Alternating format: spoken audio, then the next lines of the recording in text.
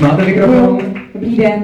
Dobrý den, Marto, vy taky k tomu 100% máte co říct. Minimálně tam je určitě několik písniček, ke kterým Meky s váma taky naspíval. No, ano, je to tak. Já chci hlavně Mekymu poděkovat, že si vybral zrovna mě. Je to pro mě čest, Meky, děkuji moc.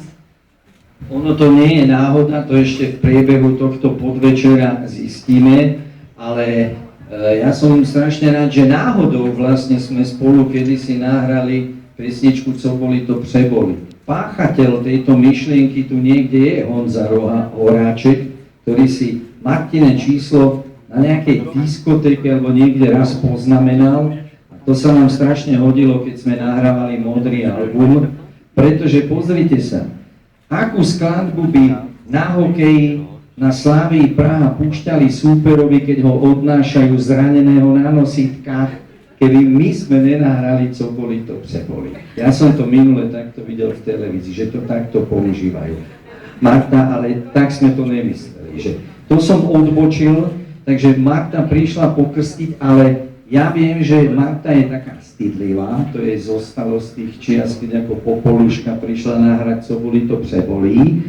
Takže musíme Marte prezradiť teraz, aká bude jej úloha. Ona by mala vlastne nejak ochrániť ten CD Complete Box, lebo ich nie je veľa.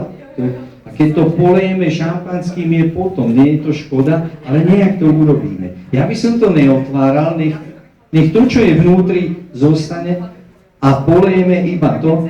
A Marta, budeš to polievať ty a kolektív. Takže, ano. Takhle to krásně vypadá a my to jenom lehce polejeme a zároveň možná... Ale už nemůžeme moc lejt. Tady. Miro. Ano. Úsměv. Ale Martin hovoril, že rocker se nemá usmívat. Tak je to oficiálně politý, je to oficiálně pokřtěný, můžeme akorát popřát, aby se to dobře prodávalo, aby z toho fanoušci a posluchači ano zatleskáme měli